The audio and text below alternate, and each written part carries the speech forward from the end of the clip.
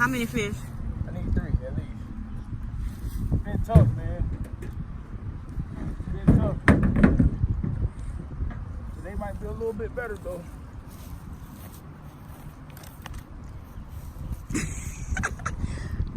He probably think we ain't had a jump boat no more. See, man, this is why it's always, even though you get yourself into a boat, man, it's always good to have it. You never know. You never know.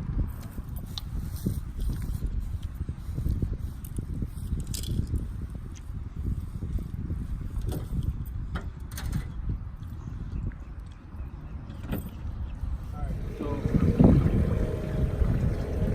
I'm out here on the jump boat again, y'all. I was out here the other day, I caught maybe 4, maybe or 5, maybe. Today I'm gonna do kind of the same pattern, but I'm gonna start way up, and then I'm gonna fish the channel all the way back to this cut right here.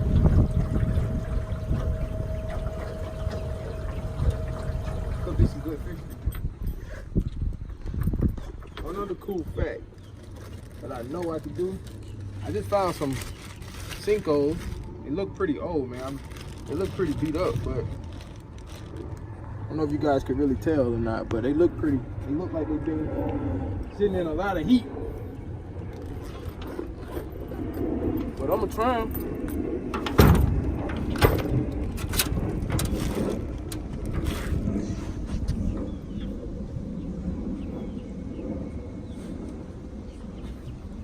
This little dock right here where this boat is usually hold a couple fish that usually sits around it. So I'm gonna try it real quick before we go on up this channel. I am going up this channel though.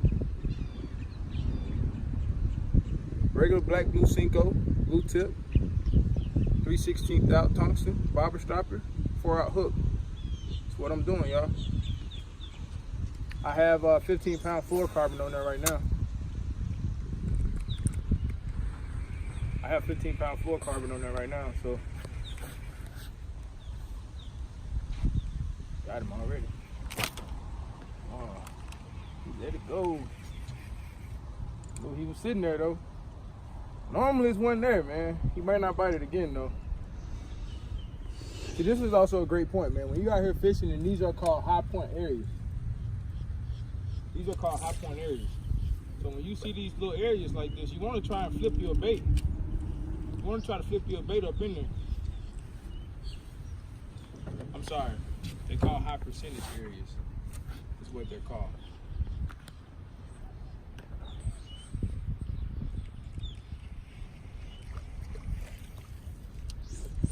You can't try to knock that bait right off that boat.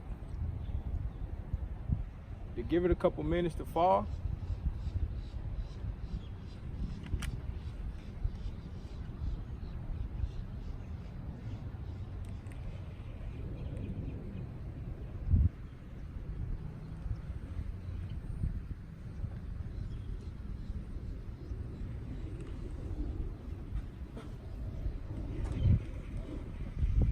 I can bring it right back up to me, but again, I was fishing that target spot. But let's go down the lake. See what we can get. Oh, don't fall though. Cause that would be pretty ugly. Boat drive done everything right here.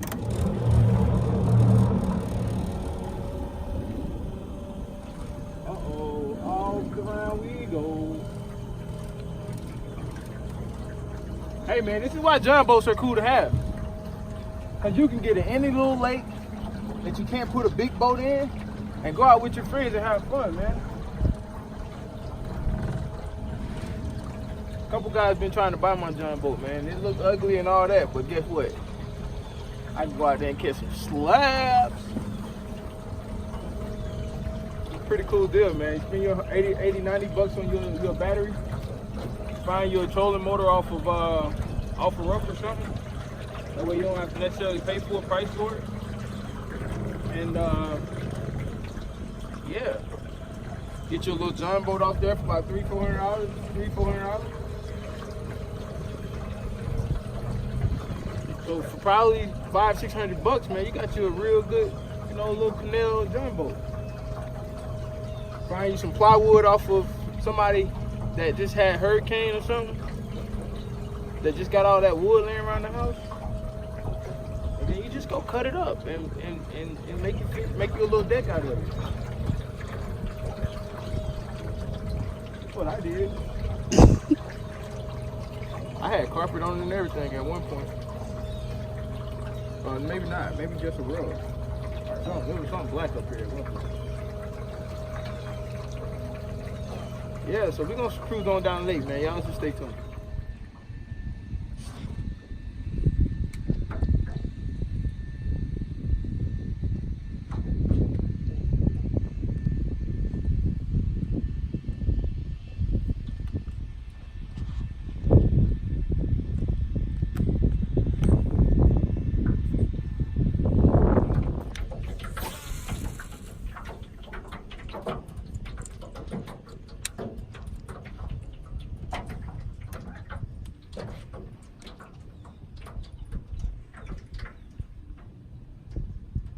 That was a boo-boo. I should really be running this crankbait. I don't know what am I doing right now. But I just wanted to see if the fish was down here.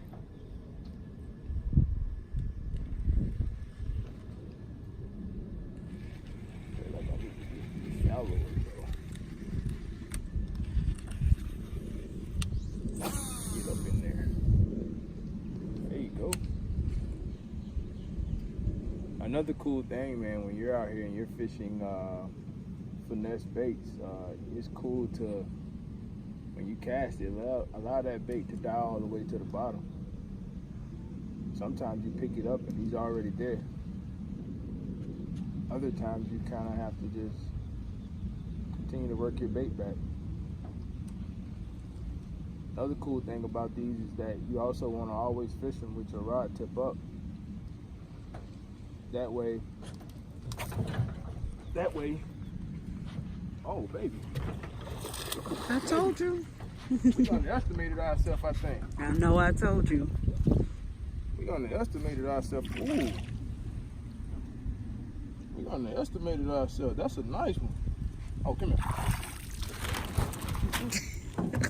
We underestimated ourselves a little bit.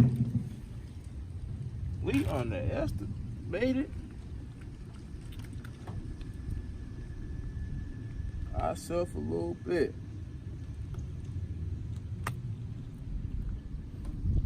It's a nice one right there, y'all. Nice fresh Florida 2-pounder, 2.5 maybe. It's a nice one right there, huh? All right, guys, I'm gonna go ahead on and put this one back in there. Got it on the side.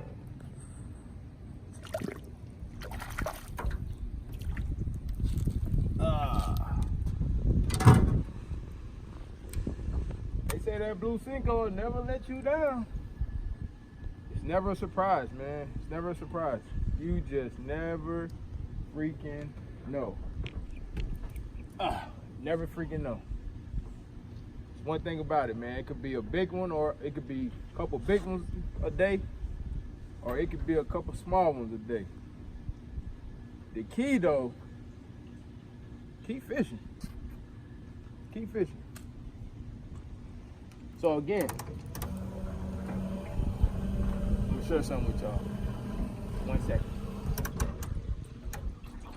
So I'm gonna share something with you guys real quick. So previously I stated I needed to get more shallower because normally that's where I've gotten the majority of my bite set in this particular body of water, right? So what I did was I threw shallow, which I'm gonna do again here. And what I'm gonna do is just continue to work that bait back to me very slowly. I almost feel like I got another one.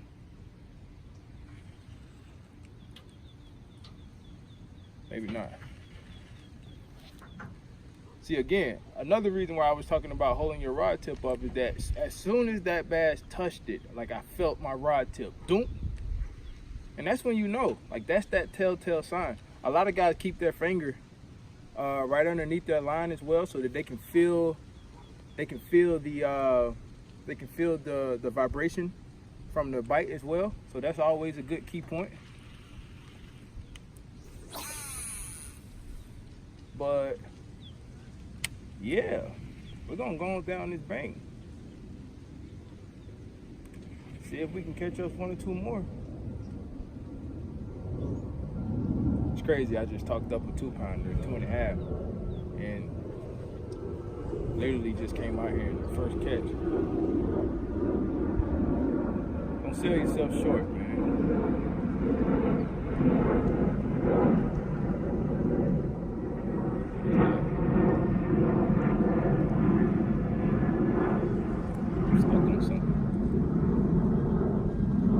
A lot of time too, man, when you're fishing the bottom of the lake or canal or pond or whatever it is, when you get stuck on something, like when you pop it off or whatever it gets stuck on, leave it there for a second. A lot of times those when you deflect it like that, it'll turn into a reaction strike.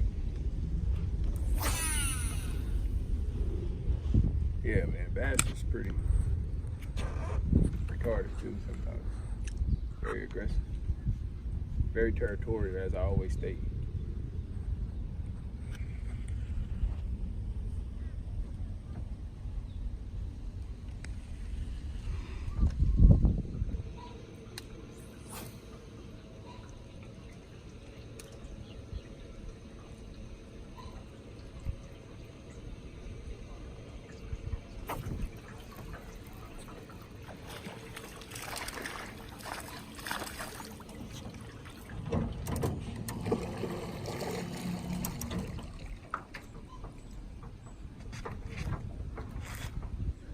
I felt you.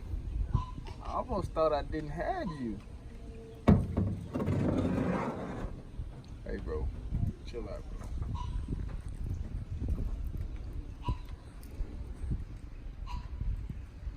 See, this is why it's good to have pliers on the boat.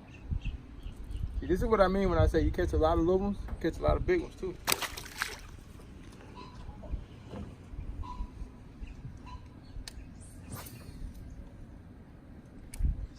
Hello to my little friend.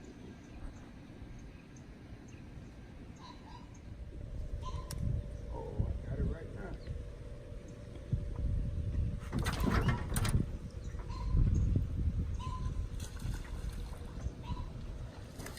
Got it right now. Water ski.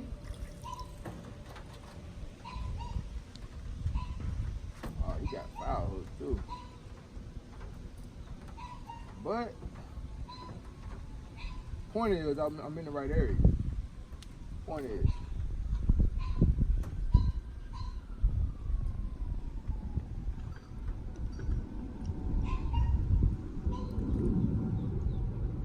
you gotta be careful with these trouble hooks, man. Trouble hooks can get you.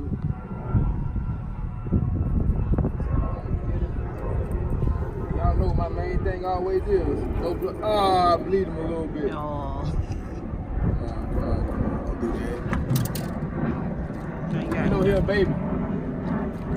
So I always want to make sure you take good care of him, man. That way he can live longer to be bigger.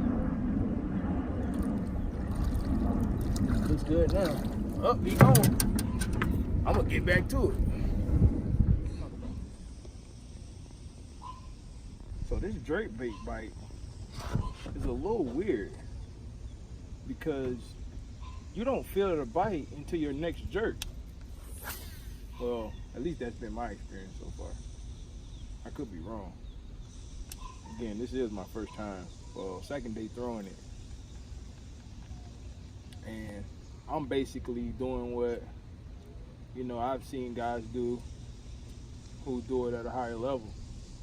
You know, some of the reactions that I've seen those guys kind of fish them. And I'm just basically mimicking what I saw through various people on their YouTube. But this is another thing I was saying.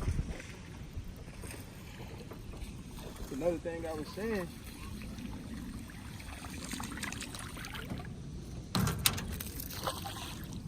Another thing I was saying when I say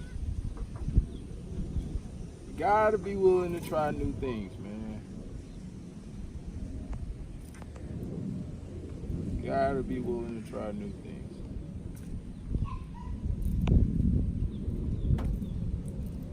No blood. It's gonna make me out a believer, y'all. I think I spooked this guy up here. Peaky, bro.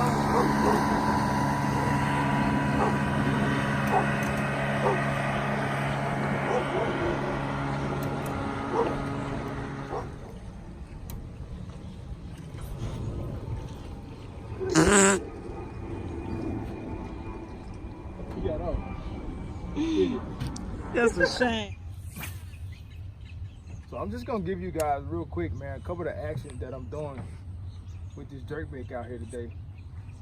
I'm basically just reeling it up, filling my line, and popping it. And sometimes you can give it a quick 3 pop, sometimes you can give it a quick 1 pop, 1 hard pop. You know, you just gotta kind of play with it to kind of get a feeling for what they biting on or how they want it. Today I've caught several on this jerkbait with just a 1-2. But the 1-2 again been working for me. So I'm gonna continue with the 1-2 for the day at least.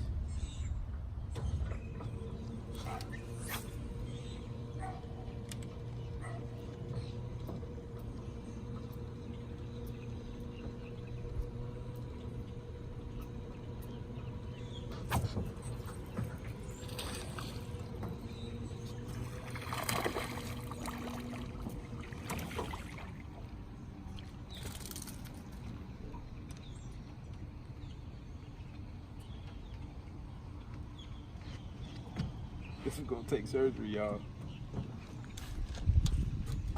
This one's gonna take surgery.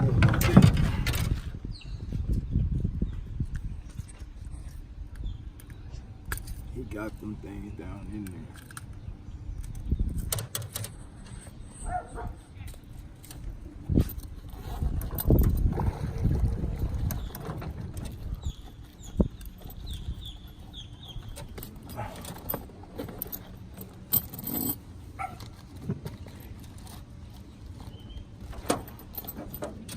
Gotta be. No blood. Got him out. Made him healthy.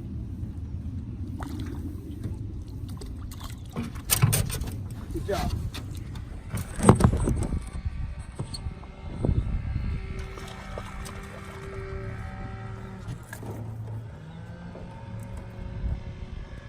Small, but he'll fish.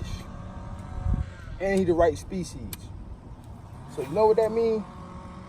I'll take it. I will. Hey, never walk out the house without proper.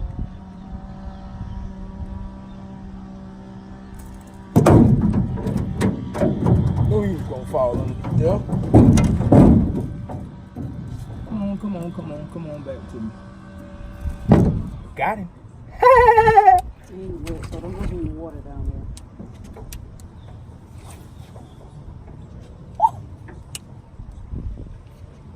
Oh, you getting longer?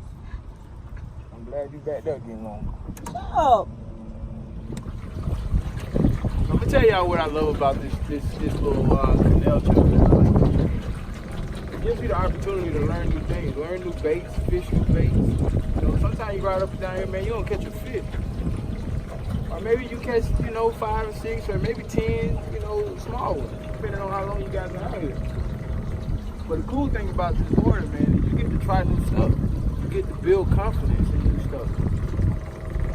We all know in fishing, you gotta have an arsenal, right? You got your strong suit, of course. You got those things that you like doing, and that's your strong set. This is what you're gonna do no matter what. So, sometimes it's good to have a nice change up and be able to identify how to fish those lures effectively. So you have to come out and create time to just throw those baits. I never get a chance to really throw crankbaits a lot. Jerk baits are always good baits on Lake Okeechobee, but I'm not really confident in throwing them. So those are 2 baits that I got out here tied on just to to be able to fish them and become more effective in fishing them. So that's what the purpose is, man. So we're gonna start right here at the end. And we're gonna fish that wall line going back.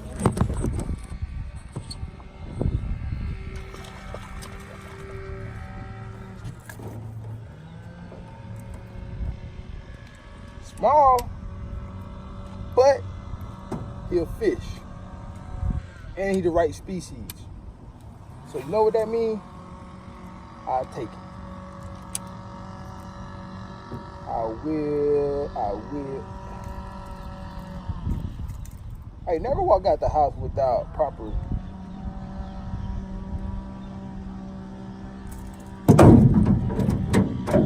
Knew he was gonna fall underneath there. Come on back to me.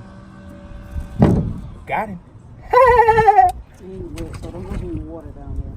Obviously, real quick, I just want to go over the two things that I was using today. One being a 5-inch Senko 3/16 bobber stopper, 15-pound fluorocarbon. I was throwing it on a 7.3 heavy fast taper. Just my Lego control me rod. Really not, really for this particular body of water, but it got the job done. And also, guys, this is what I'm extremely proud about, man. Today I got a chance to come out here with a medium heavy action rod and really throw this jerkbait around. It's my first time, ever really focusing on fishing this particular bait. And I gotta say, today, man, was an absolute phenomenal day in throwing it. I didn't really catch a big one on it, but I caught a silver fruit small bass on it today. So it's outstanding. Again, this is one of those things when I say, man, you got to get out and really fish these baits to kind of really get an idea on what they're fishing like on the lake. So for me, it's been a trial for me with the jerk baits, and I absolutely loved it today. So I hope you guys enjoyed the video. Thank you.